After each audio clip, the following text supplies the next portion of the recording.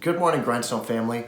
We are on day 3 of the road to Calvary, and today we're looking at a very familiar story. How many of you guys remember the story of Moses and the burning bush? Maybe you saw the movie versions of several versions of this story, but what we're looking at today is the culmination of this story when Moses had an encounter with God in the burning bush. This is the culmination of the story with Moses and the Exodus that we see in the book of Exodus that we find in the Bible. Well, in this story, we see that the fearsome king of Egypt, the Pharaoh, he was hurting the people of Israel, actually holding them in slavery. So God told Moses to go down and talk to Pharaoh. Now, talking with Pharaoh wasn't like just meeting over coffee and having a chat. Talking with Pharaoh was to stand in the presence of a man who was basically seen as the god of the earth. You did not want to mess with Pharaoh. You did not want to be within 100 feet of Pharaoh. To go up to Pharaoh and talk to him was something that was a very significant event to be happening in your life. And so the stage was set for the showdown between Pharaoh, who was seen as the god of the earth, and the one true God who was going to be speaking through Moses. Now, God wanted his people to go so that they could keep on walking into the promised land that God had given to them.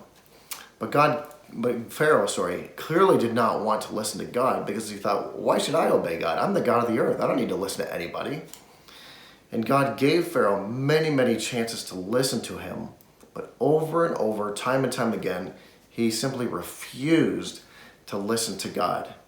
And finally, God had to take something away from Pharaoh that he loved very much so that he would finally listen to him. God took away the firstborn sons of the nation of Egypt, and that included Pharaoh's as well too.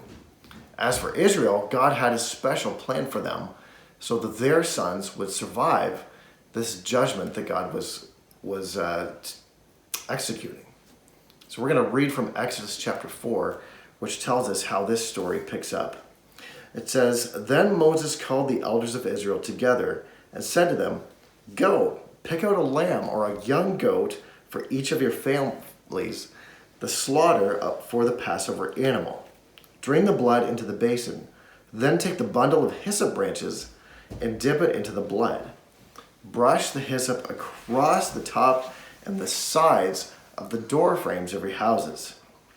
And no one may go through the door until morning, for the Lord will pass through the land to strike down the Egyptians.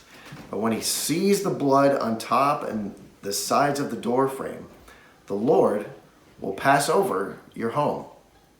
He will not permit his death angel to enter your house and strike you down. And remember, these instructions are a permanent law that you and your descendants must observe forever. When you enter the land the Lord has promised to give you, you will continue to observe the ceremony. Then your children will ask, 'What does the ceremony mean?' And you will reply, 'It is the Passover sacrifice to the Lord.' For he passed over the houses of the Israelites in Egypt, and though he struck the Egyptians, he spared our families." When Moses had finished speaking, all the people bowed down to the ground and worshiped. So if you never knew what Passover was before, here we have Exodus teaching us very clearly the origins of Passover and the reason why people still celebrate Passover today. And so God told his people to take their best lamb, to kill it, and to put some of its blood on their front doors. And when God passes over your house, Moses said, he will see the blood and know that the lamb died instead of you. Now think about what we've been talking about the last couple of weeks. That night, Pharaoh finally relented, and the Israelite people, after years of subjugation, after years of slavery, were finally free at last. God's people would always remember this rescue, and they would call it the Passover. Now, this was an amazing rescue. It was completely unexpected. The people of Israel just thought that they were going to be living in slavery for the rest of their lives. But an amazing thing that God did was that he also said that an even greater rescue was coming. Many years later, God was going to do it again. He was going to come down once more to his people.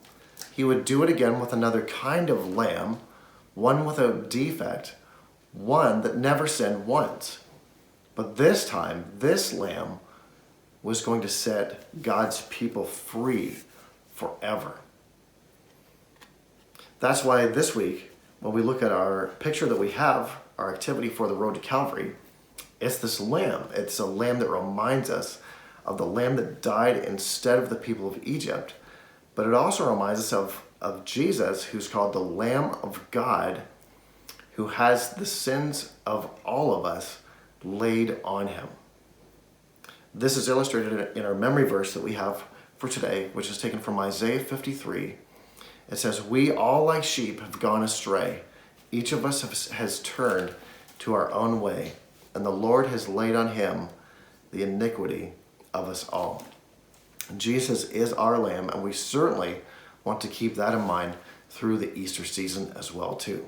If you're looking for a song that's going to help you just to get a sense of this, there's a great song by Andrew Peterson called "So Long Moses." It celebrates the end of the Exodus, but it also looks forward to our strong King who's going to come for us. Another thing that we think about in the Easter season as well too, that Jesus is our King who will one day come back and rescue his people. So come back soon, you guys, and let's look ahead on our next stop on the road to Calvary.